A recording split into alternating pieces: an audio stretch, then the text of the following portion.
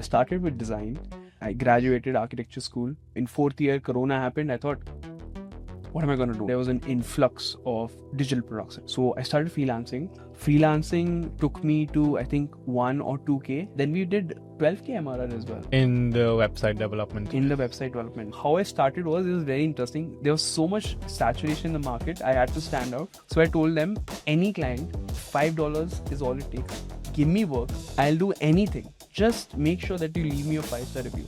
I did 10 projects like these, and then after 10 clients, I just literally raised my ticket size $200, and people were still paying. I think with business models around recurring, so whether that be design, like pitch decks or whatever, once let's say you cross $50,000 or $60,000 a month, then there's a referrals that keep happening because of the work that you delivered in the past. And then you can sort of predict the revenue that's coming the next month. Your clippers are making money. Even they are like, what, younger chaps? Yeah. One kid, he's like 17, he's about to make $1,000 of one clip. One clip? Yeah, it got like 1.3 million views. Crazy. So tell me about why did you decide to message me on the story? That's a very good question. Like, what about podcasting, becoming a podcaster yourself is intriguing you?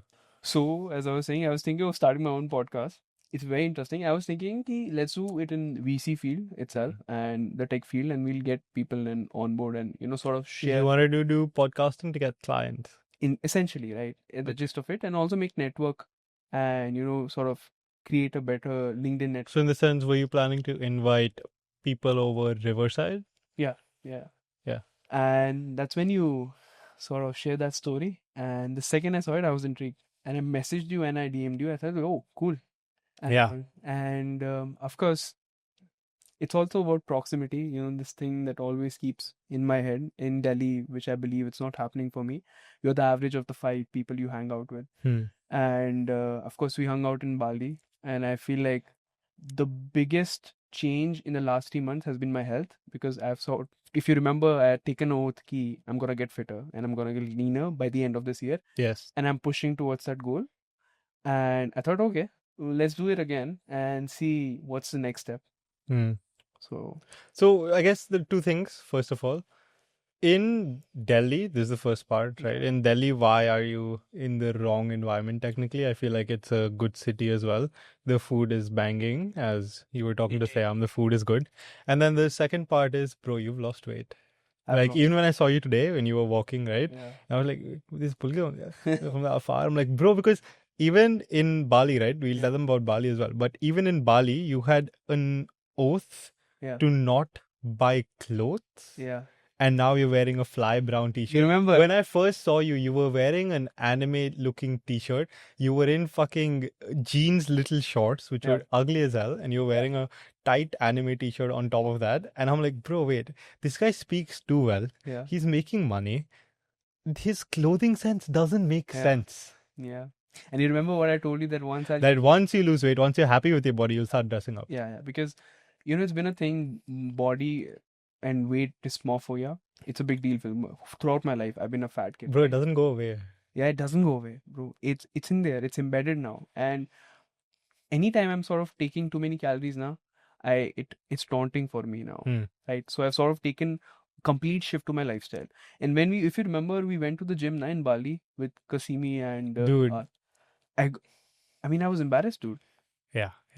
Yeah, I felt like I'll be honest. Dude, even I feel that sometimes. Come on. No, I'm not kidding. I'm sure. Again, you push harder, but then you're already at a level where you're thin. I'm not thin. You're not thin. You're decently buffed. I'm okay. I'd say I'm alright. Fine, right? When you're a T, I can see you take care of your body. That's the bottom line, right? With me, I thought I can hang out with these guys. I can make good conversation with them. But the second I go out in the gym, I'm done. Right. But then again, you don't typically go out in the gym. When you're going out, you're going out. I think your clothes can play a big part in it. Fair but enough. Yes, you needed to lose weight, and I think 100%. You're well on your track there. So just to give people context, I've known you, the first time we met was in Bali.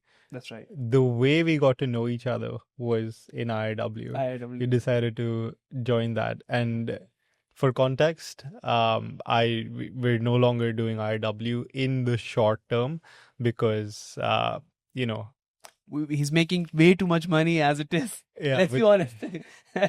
yes, with the agency. Like it does not make sense to continue IW at this point.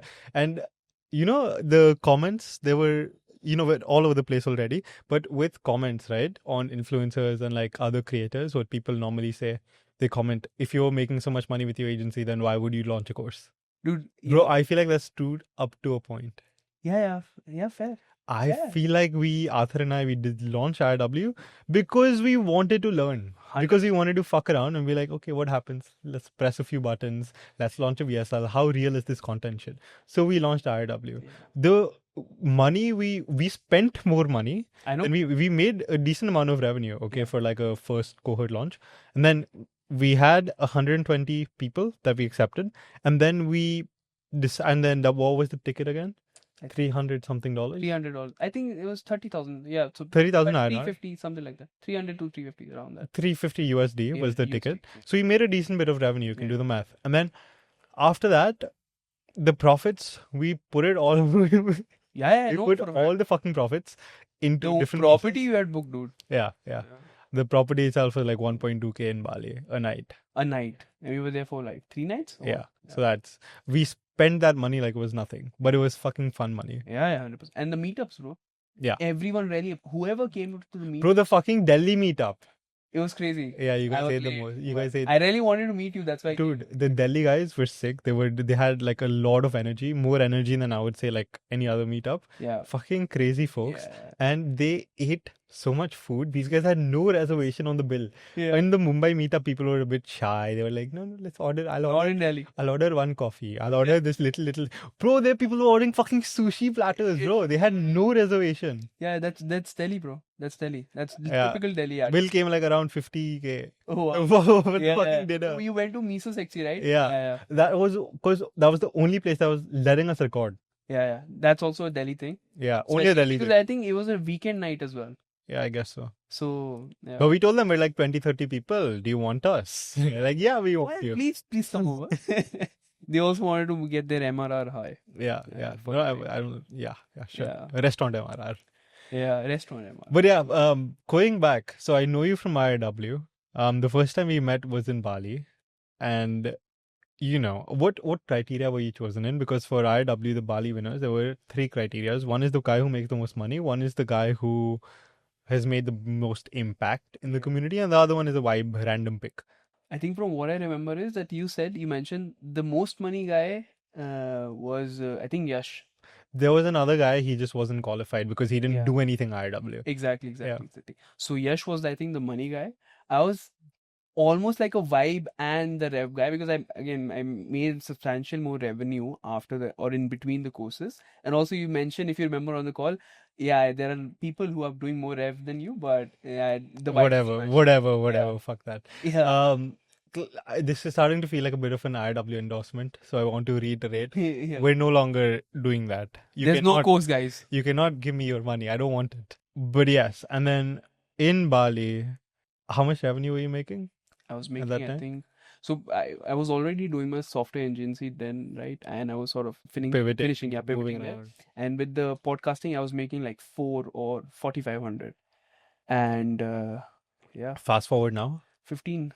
We just hit 15 cash collected this month. Yeah. I feel like cash collected and MRR is slightly different. Exactly. So I feel like cash collected is way cool. Definitely. It's the real metric. 100%. So, and hopefully a lot of, again, restructuring in the organization that we have done, a lot that I've learned from you as well. Let's go through your journey. You were making $4,000 a month in Bali with your software consultancy, and you were just ending that. Yeah. Bali was when?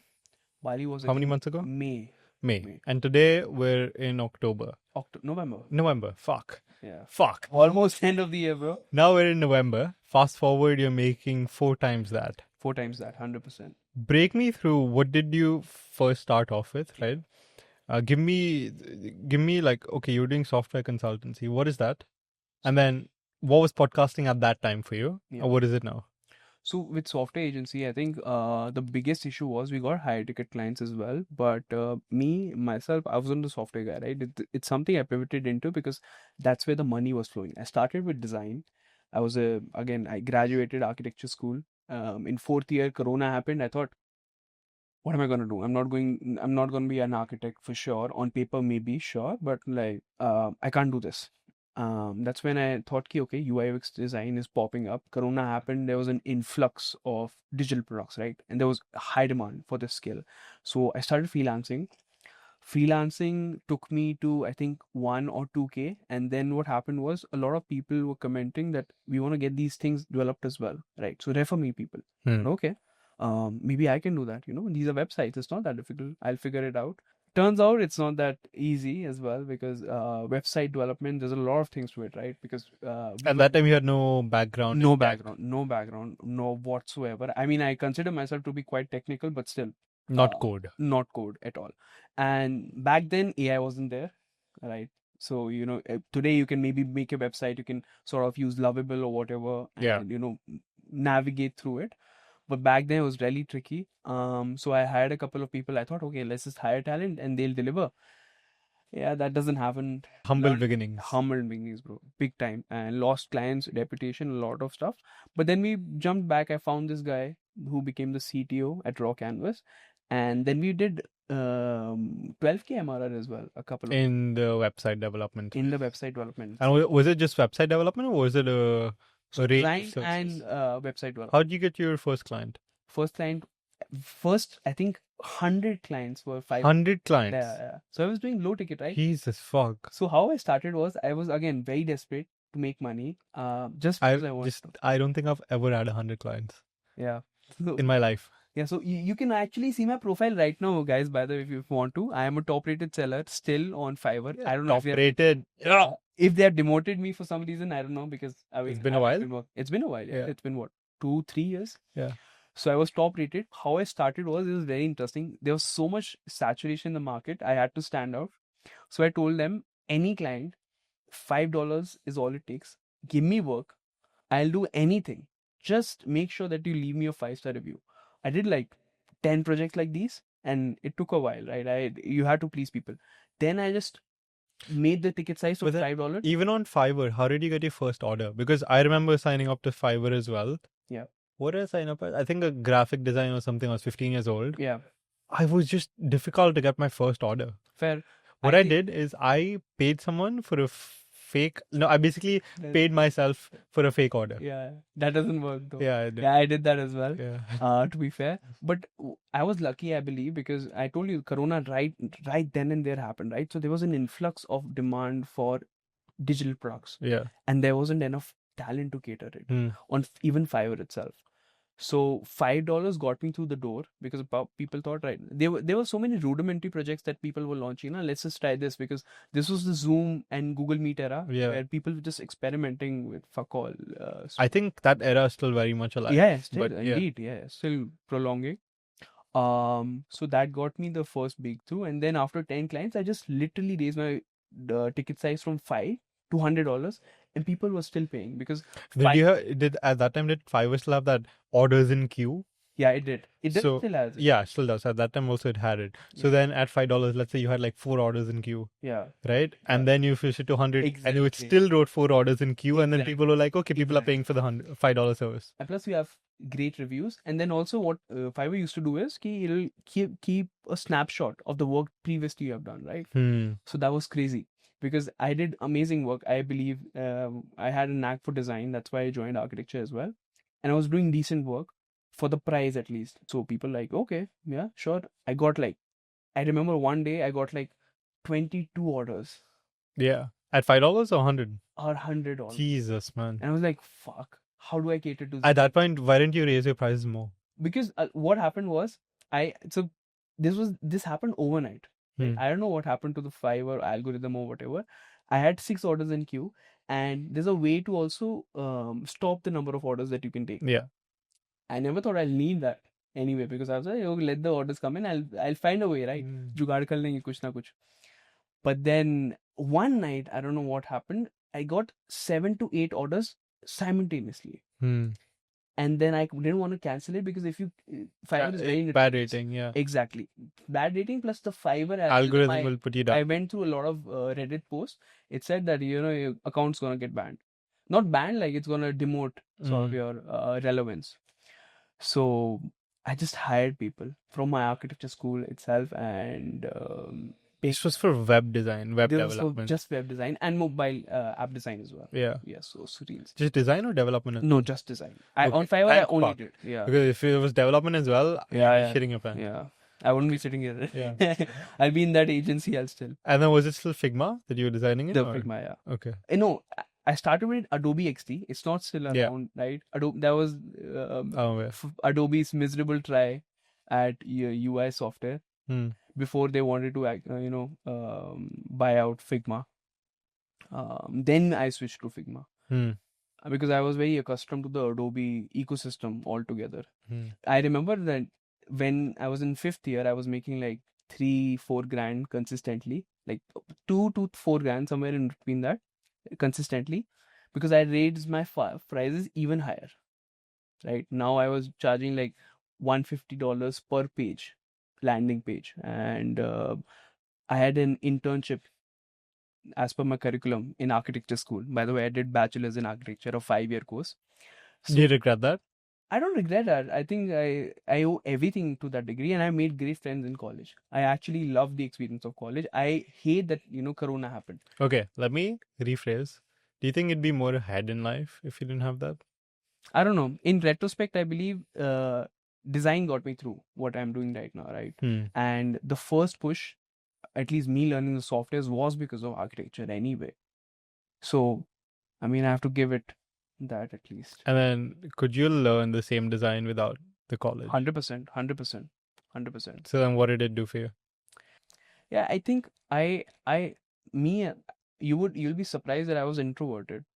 No, I think I can believe that. With the anime t-shirt that you wore and the jeans, I believe it. But in college, I sort of found that I'm cool. I could be cool, right? Because I joined the music society and we won a competition. It took a lot of guts to take my team and all to Bangalore, by the way. Yeah. And we won a competition in Bangalore. It's called NASA, by the way. NASA is sort of a competition for all architecture colleges all over India. And we won that fucking competition. The first time the college participated, me as society head, I won. And then when I came back, everyone knew who Pulkit was. So like, that ego boost that, oh, okay, I can be cool. I can make it in life, right? I think that was valuable for you. Valuable. That was almost like validation, right? And me being that fat kid inside, I needed that, I believe. But then you were still fat. No, I wasn't. I was in college? Skinny as hell. You were skinny? I was almost like Casey. I'll show you pictures. Corona fucked me up, bro. Then in Corona, you started eating like a fat ass. I was almost like... No, I felt that fat ass. Yeah. Fat ass. Bro, I told you, now it's taunting for me. The reason, exactly what you pointed, right? Because I went back, I was very fat in school because of college, and I had girlfriend as well. So oh my god, that's okay. Yeah. Was that your first relationship? That was my first relationship. Fuck. Bro, no, I understand actually. I feel like I shared a similar story just a lot earlier, right? Yeah? I want to hear that story, by the way. It's whatever. I was in school, right? I was also like pretty overweight. I was in a relationship as well from like a very young age. And that's why I feel like, and when it ended, I really started going to the gym and all that. So it was great. Great. For me, that was the biggest reason that daunts me now, because I went to what, like 70 kg, 75 kgs, and then I went back to 115. 115? 113 to be precise. So I went again, right? I went back. So that daunts me ahead in life that could happen again, Pulkit. So you have to really keep yourself in check. One problem is like once you become fat, now I don't know how true this is, but I think it is true. Once you become fat and then you lose weight, it's a lot easier to gain the weight back. Yeah. Because your body has already generated those skin cells. It generated those like capacity for you to be that much larger.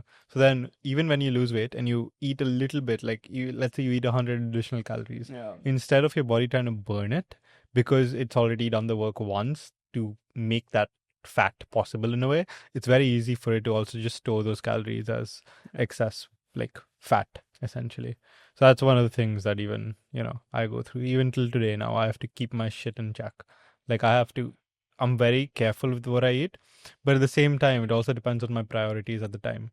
Yeah. So, for example, when I'm fully focused on work, I kind of let loose when it comes to eating. Like when I'm like, dude, like, yes, I'm going to the gym. It's mandatory. I still go to the gym 4 times a week, no matter what happens, unless I'm injured or something. I still go 4 times a week.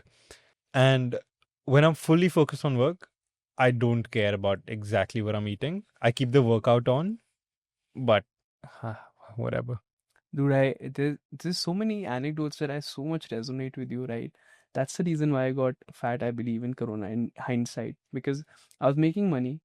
I thought, okay, I figured shit out, right? So I let myself lose in this area, right? I started eating because, again, I'm working, right? And I'm making money. Why do I care about this? I'll get thin again, right? And then realize from 70, like, because again, what happened was incremental, right?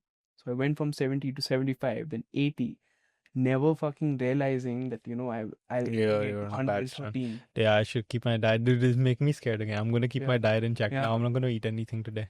Again, it daunts Because me. I've been letting myself a little loose. I haven't been eating a lot. It's just I haven't been as strict as I was earlier when I'm really trying to like get leaner and get more jacked. So that's one thing. Crazy stuff. I stress eat. That's a problem yeah? with me. Yeah, like if I'm fully stressed, then I need something. I'm just chewing on something Munching. like that. Yeah. Yeah. I mean, of course, I understand then, because for the past 2 months, I think you've been really busy. Yes. Yeah. Yes, Work I has would say been so. crazy for you. Yeah. Yeah. And then, so this was weird on the software consultancy. Yeah. Why did you end that? So I had sort of I wouldn't say bad blood, but like my CTO, he wanted to do something else, and I wasn't too focused. He wanted to build a SaaS and lead this. So, and me being the design guy, I didn't think I can run it without him. And at the same time, what happened was we were getting big contracts, right? But then two things that actually made me pivot to podcasting was that first, whenever we used to get a client, right, it never used to be retainer. It used to be project, right? It sort of used to be a contract, but this is timeline. We have to get this shit done in this, let's say, 2 months, 3 months. It'll be like a maybe $12,000 contract for. And then you're done. It's not MRR. It's not MRI. That's the problem. That's the problem. It's a huge problem because you have higher talent. And what used to happen in development agency, which I later found out, there are very specific types of developer, right? Because one of this client, we were building something for him in Rust. It's a That's very old language, right? very old language. And there's a lot of use cases. People use it still, but very specific niche use cases. Yeah. So we hired this person. Now we can't just say like, now you need to let go of them. Exactly. So why don't you just give them? Why don't you hire contractors instead of giving them like a recurring pay? Yeah. Because your problem is that you're not earning recurring revenue. Yeah. Why not just contract? Because I think upprises weren't that high, right? So contractual workers are very high priced. Correct. And we just didn't have the capacity to make it work with the. I think with business models that aren't recurring, so whether that be design, like pitch decks or whatever, I think the way to break through that barrier of getting enough demand consistently so that you can pay your fixed workers as well happens at a certain scale. Yeah. So once, let's say you cross $50,000 or $60,000 a month on average, then there's an inbound, like there's a referrals that keep happening because of the work that you delivered in the past, right? Now your name has gotten around once you're at like $50,000, $60,000 a month. And then just by referrals, you can sort of predict the revenue that's coming the next month. Yeah. As well as build sort of like a wait list. Yeah. And also, I think I got distracted as well. There's something I spoke to you in Bali as well. When I sort of turned 25, right? I started traveling the world. I got big on travel, multiple countries, visited them, spoke to people. I really sort of got addicted to it. Every 2 months, I was going somewhere. India, abroad. I traveled like half the globe. And then I think my focus shifted. Yeah, I think that's real. I'm glad I got out of that very early. Yeah. Because it was addicting for me as well. Like I kept going around. Then after, in 1 year only, I went to like 6, 7 different countries. Yeah. And then after that, I'm good over here for a while. Like I have my base here. I have a very, very good routine, I think. It's great. And I want to obviously still travel, but a lot less. I don't want to be a digital nomad. I think that's the fucking problem. 100%. Digital nomading is so overrated. Yeah. Because the people that you see that go from country to country, they're not actually getting work done. They don't know what it is like to work 18 hours a day. Yeah. They have no idea. They've never done that. Yeah. That's why they think they're able to be productive while they're moving around from country to country. They're really not. 100%. It's only fine, maybe. Like Arthur still does this, right? My co-founder. He lives in countries for 3 months. Yeah, He lives there for 3-4 months. That's fine because he stays in one fucking city. He doesn't hop around, and he goes, "That's one way to live, right?" gets one place. Yeah. Sort of. Yeah, that makes sense. That makes sense. Yeah. And it's variety in life, and Yeah. I think that's fine. But I think there's definitely so much merit in having a physical workspace Yeah. like this, right? Building a little office, so much more That's productive. very interesting that you mentioned that, because I believe we spoke a while back and you had a Remote. Yeah. Yeah. Like, yeah, bro, you can go wherever. Wherever, make as much revenue as we can. Yeah, I think that's possible. That's still possible, of course. But People I feel like if you were to compare, here's a remote team, here's an in-person team, same folks, the in-person team will 10 out of 10 times beat the remote team any day, because they're collaborating in person. They get more work done. It's also just more, you want to show up to work more when you like the people there as well. Why do you think that is? Like, I don't know, there's responsibility. First of all, accountability. there's accountability, sure. And just doing more, I feel.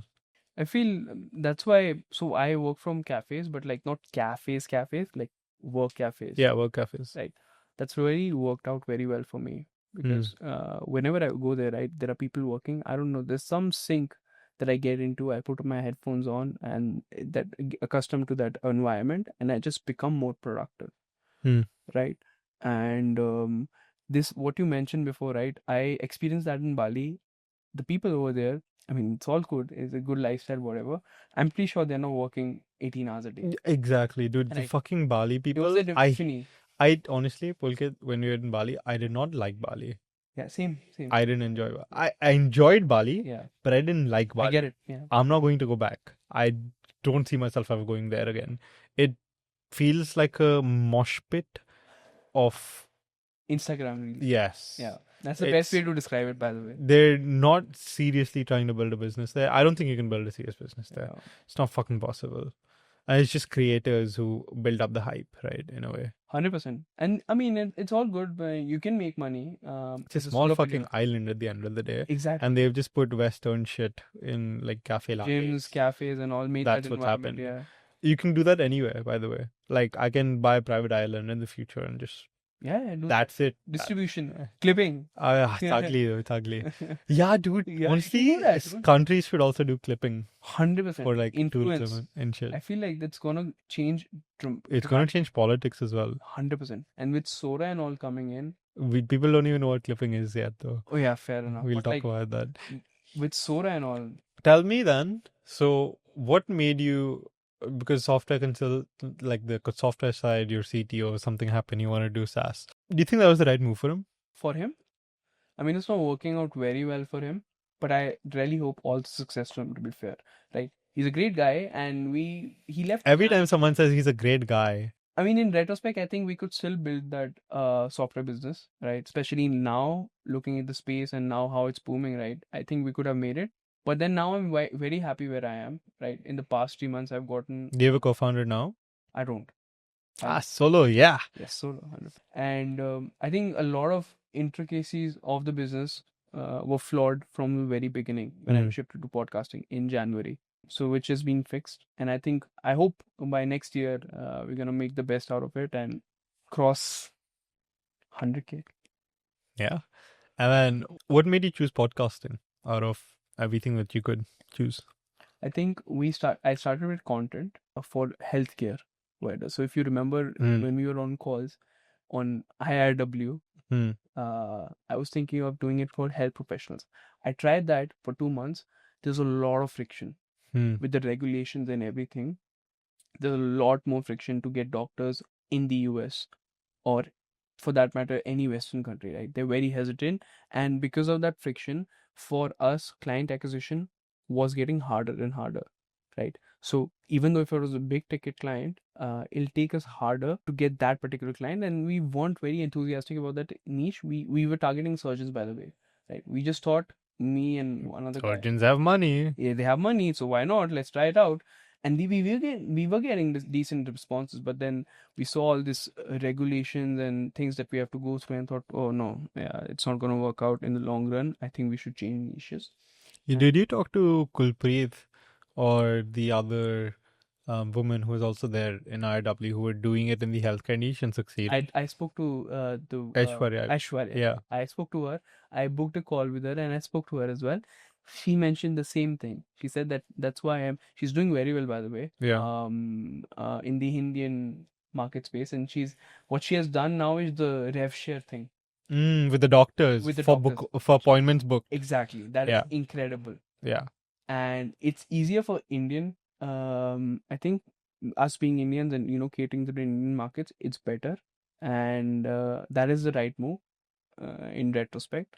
But yeah, I think I just thought I've always been more into tech. Because you were doing the software consultancy, I guess that's why you wanted to cater for podcasting for tech companies then. Yeah. And we reached out to a lot of our older clients. Hey, you want to start a podcast? We are starting this new venture. Maybe we can help you out. We got a lot of calls. Nothing really resulted in. It's difficult to convince people to start a podcast. 100%. 100%. They should have that innate desire. Have you done that, by the way? We worked on a few new shows, but I feel like the desire came from them, that their mind was made up. They wanted to start a new podcast, and then they came to us. We've never gone to someone and be like, hey, you need to start a podcast. It's going to work out for you. That's never happened. I remember you mentioned this in the Bali trip, which I thought was really cool. The Loom guy you had. Vinay, yeah. You emailed him. Yeah. I mean, you have a 900. We didn't get through to him, though. But still, it was a good idea.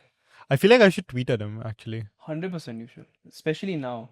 Yeah, but then the thing is, the tweet towards Vinay, who's the co-founder of Loom, he's the guy who basically had this post go viral about him, where he was bored after selling his company for like $900 million, Loom, right? And he was bored and he didn't know what to do with all his time, etc. So I'm like, I thought I'll reach out to Vinay and be like, hey, you need to start a podcast. And then here's what you're going to do. You go talk to your friends. I'm going to make a podcast entirely for free. Even the production, even the in-person production, right? Even that's going to be covered for you for free. You just go invite your friends for a drink. You have a podcast with them. You chill and relax. We're going to do it for free. We're going to take 10% of your podcast, right? Your podcast as a company, essentially. We're going to take 10% stake in your podcast itself. And then we're going to go and get him a sponsorship. And we're going to basically get our production fees covered by the sponsorship. And we're the ones who's responsible to get him that sponsorship and insert that into the podcast, right? That was the idea there. And also 10% of the sponsor revenue, technically. Yeah. And that, as the podcast gets big, some of these, like Dwarkesh Patel, for example, he charges like $150,000 or something for one single like sponsor segment in an episode.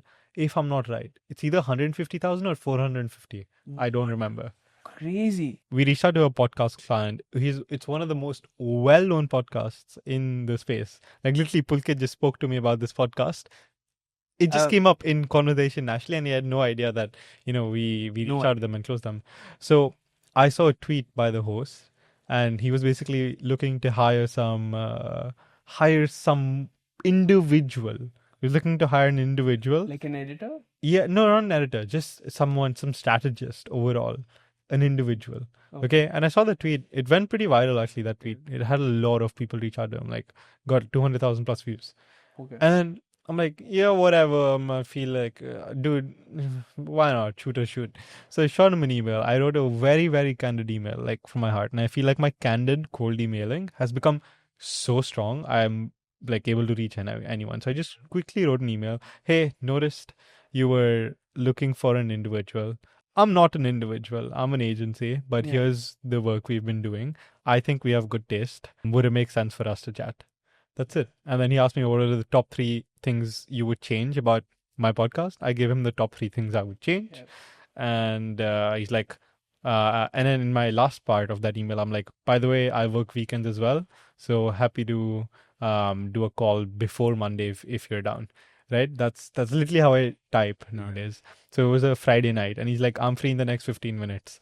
And then, bro, always like that. Bro. And then we hop on a WhatsApp. I'm literally fucking shitting my pants. I'm like, yo, is this even real? Right? That next day also, when we went on like a proper video call, it felt unreal. Because both of them were there or like? No. Only one of the hosts was there. And then his other content person was there. And I was like, wait, it started to feel like an episode of the podcast. Crazy, bro. Crazy, dude. And yeah. And they really, and yeah. Bro, so happy. So we're on a It's crazy, bro. we're on a trial month. Yeah. We don't do trial months, but for this podcast, You have- I'm doing a trial have to. month. I'll fucking do anything. Make exclusions. I don't know. We've made a lot of concessions Yeah. to be able to work with them. But I mean, even dude, we have everyone yeah, seriously, I know. Yeah, We're- I know. done in this niche. Yeah. We just need to not fuck it up. 100%. But that's crazy, dude. Like that is the top podcast, I believe. And one of the things also he asked in the first email itself was, look, where are you guys based? Yeah. I said Bangalore only. Yeah. We still made it. Like there's no, yeah. Dude, I think this is something that we have to talk about, and I was really inspired by this. And I don't know if you watched any of my content. You mentioned that we have to rise that Indian reputation that has been created. Yeah, man. Yeah. We have to It's a lot of fucking It's a work to lot. be able to do that. 100%. And I made a lot of content around it as well. Yeah. I mean, at the end of the day, Pulkit, it comes down to civic sense and responsibility of citizens. Once that increases at its core, only then people will take service delivery itself also at a higher level. And at least I have created an influx of freelancers and agencies that try to go after the podcasting niche. Rightly so, the niche itself is growing incredibly fast, right?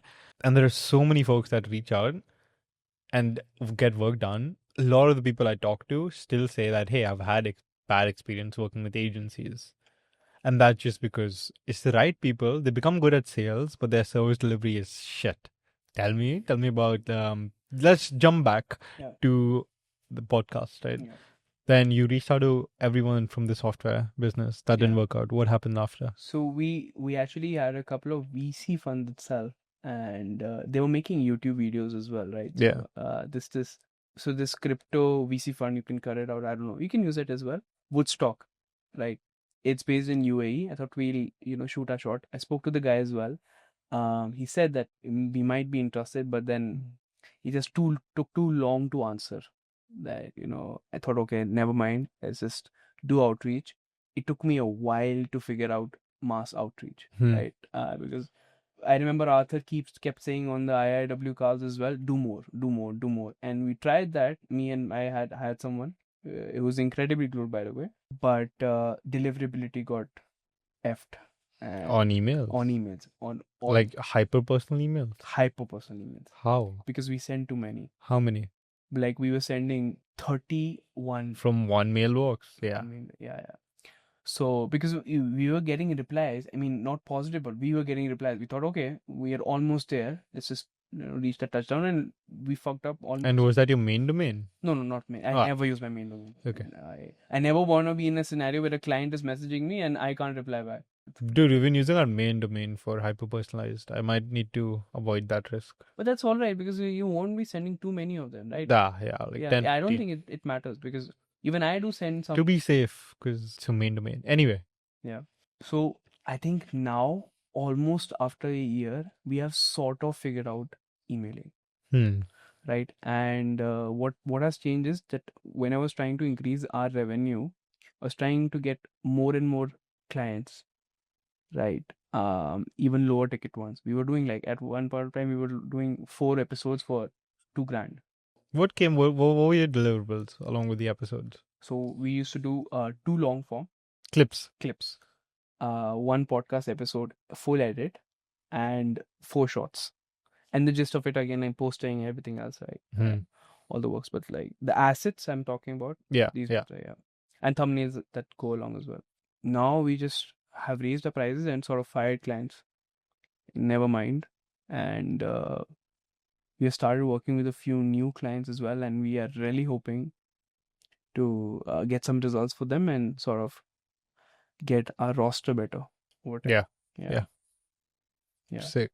Yeah. And then how many clients are you working with now to constitute of that 15K 4. MRR?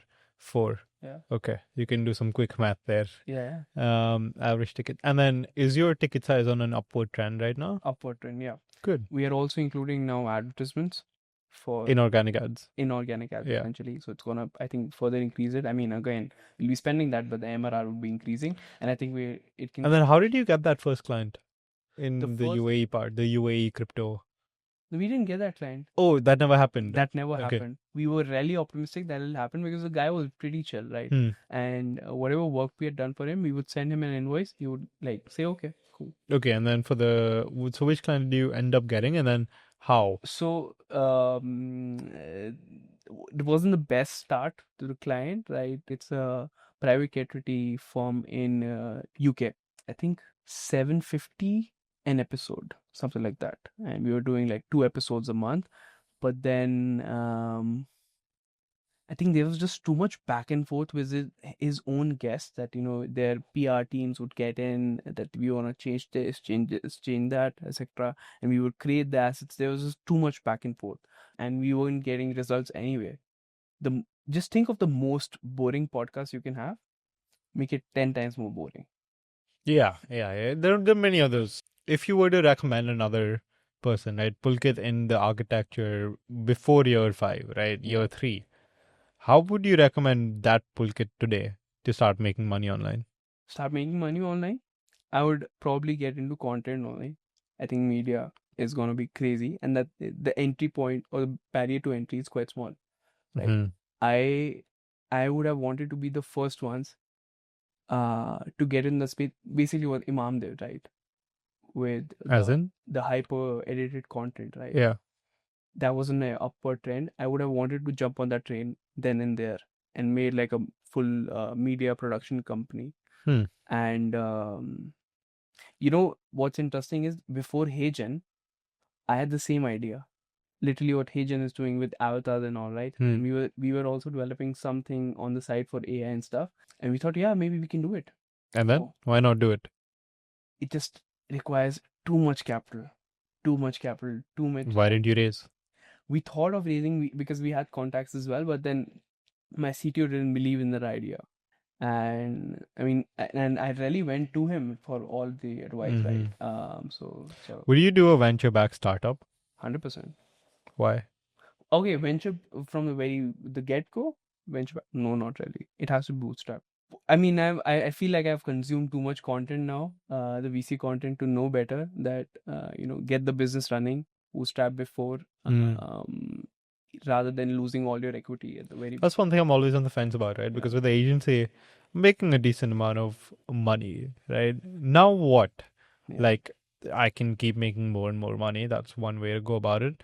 And then the second part of life is like doing something great, doing something much bigger, right? That you're not, right now, sure, we're having an impact at, limited level. We're doing podcasting, working with podcasts that everyone listens to at this point. But like, what am I changing, really? Right? So at one point, like, I do want to be on the invention side of things. Tell me one thing. What don't you think that IIW was a big impact on? Yeah, dude, people made so much fucking money afterward. Yeah, I think 70% of the results came from the fact that these kids were willing to take a risk. Yeah. Like if they're able to pay $350 for a cohort, that says something about their mentality, and just by that they're going to make more money regardless of what we were able to do. 100%. That is like a 70% of 80%, 90% maybe of what people have done is just because of themselves. But on average, people really made a lot more in that 3 month span, like afterwards. RW was great, but right now I don't have the audience, man. Like I would need 1 million followers to make it make any economic sense for me. Yeah. Yeah. Like I would need at least, what we made were like 30, 40K, 40K revenue. I don't know how much we made, but I would need it to be at least like 1 million a launch for it to make any sense for me. Economically, right? Yeah. Yeah, I mean, you're making too much money now. It just doesn't make sense. It doesn't make sense, yeah. It's not worth. And plus, to be honest, I don't enjoy teaching as much. You realize that after starting it? Yeah. Fair enough. I didn't enjoy creating those decks. Yeah. I enjoyed compartmentalizing all of my knowledge into different parts. So I'm like, okay, so this is how I actually did this. This is this part. I really enjoyed dividing it into components. I just didn't enjoy making decks, which I had to do myself. I don't have anyone for that. Yeah. That's one thing. I enjoyed the classes, but I didn't enjoy the fact that I had to make it entertaining as well. Otherwise, there's massive drop off. That I definitely didn't enjoy. But it's a part of the info game, isn't it? If you want to do it, 100%. you got to make it entertaining and all that shit. You got to manage, you got to edit it. That stuff I don't enjoy. And then promote it as well. and then share it. Well, instead of this, well, if I just, because I know I can, right? Why not like put efforts into genuinely creating like an inventive company, right? That's the thing. So what's your next goal? I have no idea. Right now, I'm gonna make more fucking money. That's the goal, right? Fair enough. We're gonna do clipping, and clipping is the next big like value add or unlocked atomic. So, for example, we brought up the total revenue versus MRR conversation at the start. Our total revenue is always now higher than MRR because of clipping, right? Yeah. So, for example, recently we have a $25,000 campaign with Brex. We're delivering around 16 or 17 million views for that. So they're getting a $1.5 CPM. This is only because they were our first customer, right? So they're getting around 16.7 million views. Crazy. Guaranteed for the $25,000. What do you think is the reason that it worked so well? I think we jumped on the trend slightly early, and we're on the enterprise side of clipping. There are other clipping servers that are a lot, and clipping companies that are a lot bigger than us. But nobody will do what we're doing because a lot of these clipping things are owned by these faceless 16, 17-year-old fucking kids who we'd crush any day. Yeah. That's the good thing about it. And, for example, for us, we're gunning for this thing called Project 100, where we're gunning for Project 100, which is 100 million views that we'll deliver to a tech company, right? Guaranteed 100 million views. Not guaranteed, sorry. Just 100 million views. If we don't hit the 100 million views, we bill, let's say we hit 90 million views, then we cut the payment for the 10 million views that were supposed to be there. And do you have someone in pipeline for that?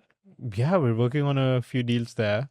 But these would probably take a bit to close. Like, these are big deals. It's $1.2 million contract. Crazy. Right? We want to do that for a minimum of 4 months. 100 million views. Yeah. That's why it's a $1.2 million contract. At a $3 CPM, that's $300K a month. Yeah, like this could genuinely have so much impact. Like, I believe in the product now. It's just distributing it and selling it now. Which I feel like is our strong part. But tell me one thing then. I mean, what you're trying, at the end of the day, inherently you're doing influence, right? Yeah. Why don't you do it for yourself? Your own product or something? Because again, you have the distribution. Because I can't pay myself $1 million. You can't, but like your infrastructure still remains mine, right? But again, your costs are lower than that, right? A tech company has something to sell that makes them a lot of money. That's what I'm saying. Why not? I don't have a product. That's what I'm saying. Why not? Why not maybe think of a product or something? Because again, that's I think the obvious next move. I mean, then right now what you're saying is do clipping to get a clipping client. Because clipping is my product, technically. But then you want to make an impact as well, right? You want to build a legacy. Yeah, I would do clipping, but that would be like if I have another company that I'm trying to do, right? And if it makes sense for that particular company at that time. Because by the way, why I mentioned that is because for some reason my algorithm has sort of picked up on the HD and HD podcast. Yeah, and I'm always seeing like accounts. Yeah. For clipping. Great. Exactly, right? So I believe product works. Product works 100%, and views are substantial. You can see for myself, people are making money through your community itself. Yeah. Your clippers are making money, decent money. Even they are like younger chaps. Yeah. And they're doing good work. Yeah, dude. One kid, he's like 17. He's about to make $1,000 off one clip. One clip? Yeah, it got like 1.3 million views. Crazy. Yeah. Crazy. Shout out to him, I guess. Yeah. You went to college, right? No. You didn't? No. Why? Of course not. After the 12th grade, because I was making more. I was already making like 46 lakhs a year at that time. Okay. In 12th grade. In 12th grade. How old are you? 18? No, yeah, 17, 18. 46 lakhs? Yeah. A year.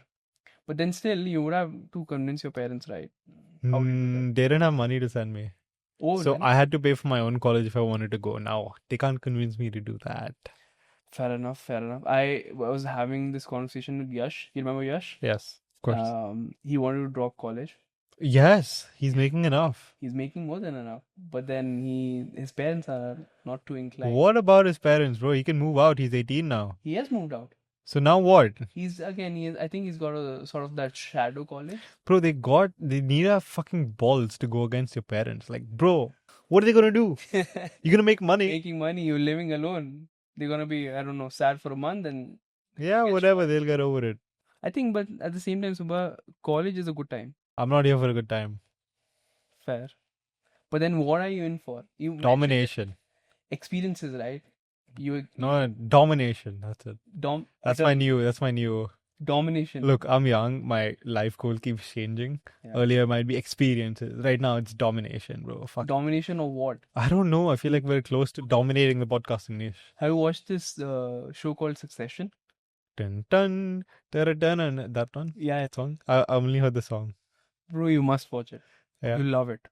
You'll love it. Okay, I'll watch it. It's crazy how this is the most apt representation of old money you can see, right? All these. I'm not old money, bro. I'm wearing a fucking t-shirt underneath my. No. But like I want you to see the dynamics. Yeah. Of the people, how they operate, and how power comes into play in hierarchy of children and everything. It is crazy to watch. Great cinema. Must watch. Whenever you get the time. Sure. Yeah. What's next for Pulkit? For Pulkit, I want to work on a product.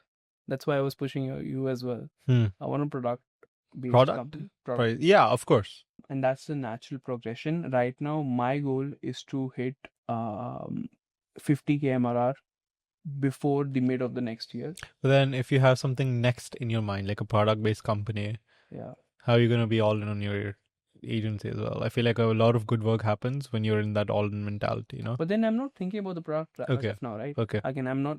My intention all throughout, is to get the MRR up, to make this a legitimate, good cash flow business, so that I have enough dough to essentially spread it out into the next thing, right? So right now I'm fully focused on getting that hitting that 50K MRR, and I seriously believe it's also about conviction that earlier it was too far. Maybe if you spoke to Pulkit in May, he wouldn't have thought it's possible. Of course.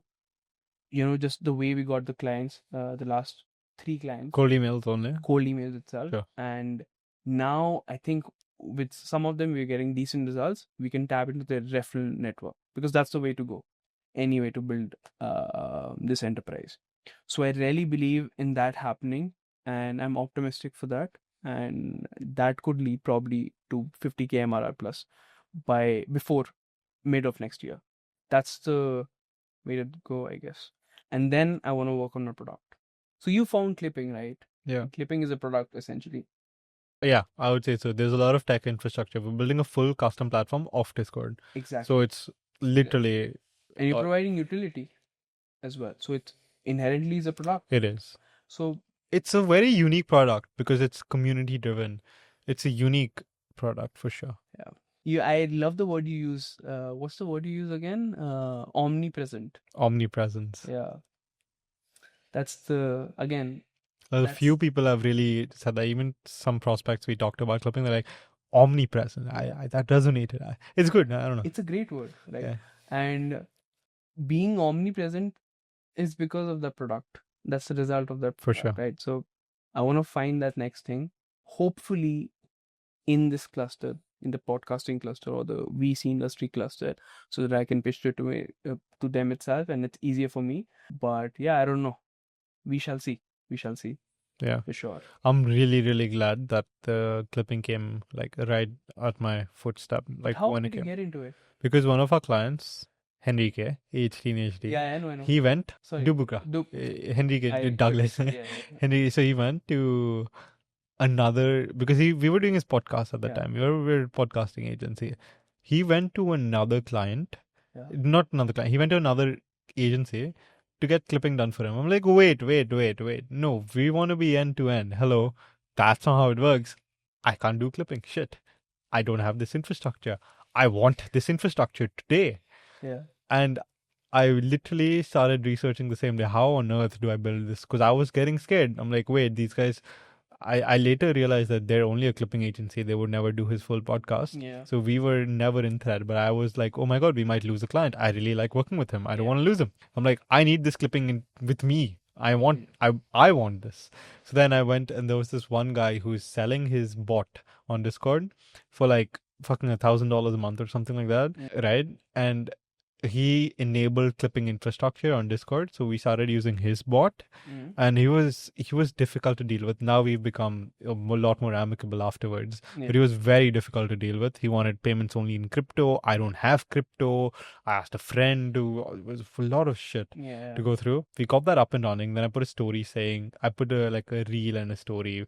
I'm paying out XYZ dollars, and then we self-funded the initial HD and HD and another client's campaign. We paid for their campaigns. We're like, hey, do you mind us running a test? Bruh. So we paid like a couple $1,000s for each, got those campaigns running ourselves. When I just fucking went for it, I'm like, okay, here I got my people saying I'm paying out this much. My people come on this. I've got the infrastructure from this guy. I've got the money from the podcasting. Boom, that's the launch. Crazy. Then I present the results to both clients. There you go. Now they're ready to put money. How long was the cycle in terms of timeline? I got everything done in under a week. Crazy. But a lot of it was research, to be honest. Like at the start, I'm like, how do I even start? And then I dug deep to find that one guy who's offering the infrastructure, because if I had to code from the start, I would die. And as that guy came, then I realized this is not sustainable. I need my custom features as well. So we started coding the platform on the back end and hired a developer, fired him, hired another one, fired him, hired another one, fired him. And now we have a guy where he's earning 6 figures. USD. But that's crazy that I remember that's the same story with Acquired as well, right? That's how you got into podcasting. No, From with short-form content. With that, I think it's just direct outreach. No. I'm mentioning that you shifted from short-form content to podcasting, the similar. No. We had a client who was wanting, like, hey, I love you guys for shorts, but I don't want to work with 2 agencies. I want someone who can do this as well. Can you guys just do it for me? I'm like, sure. But like, again, there was a demand. You said, okay. Maybe. Yeah, but he was requesting us. Over here, there was no request. Okay. There was just our client was going to another agency to do clipping. That's unacceptable. We'll do it. But how the fuck do we do it? So you're running now end-to-end for Brex in general? For AC and HD, the podcast, yeah, we're also doing the clipping side of things. For Brex, it's just clipping. And clipping, the way it's going to evolve is there's going to be UGC that comes into it, for sure. And then there's in-person actually doing fake podcasts. Yeah. Which is what we had done as well, which is the one that works best. But what do you think about Sora? Like, I think like the next year it's gonna be crazy. Yeah, dude, but I don't know why the Sora hype really died down fast. Yeah, but I think that's the way to go about content, right? Because a lot of these content that was getting a lot of reach as well. And people started believing into that content because it's very hard to differentiate. No, it's still easy to differentiate. For That's us, one. Maybe. But for 2 things need to happen. Yeah. The generation limit of 15 seconds, that needs to be removed. We need slightly more control on the prompts, I feel. Like to get more exact what exactly we're imagining. And it's going to happen next year. Yeah, it's going to happen next year, but then the problem is with the finances, right? GPT, OpenAI in general is burning crazy money, losing money on every plan. That's fine. I think they can do it. They will do it. I'm sure they will do it. But I really believe that Sora or like video generation in general is going to sort of somehow come into clipping.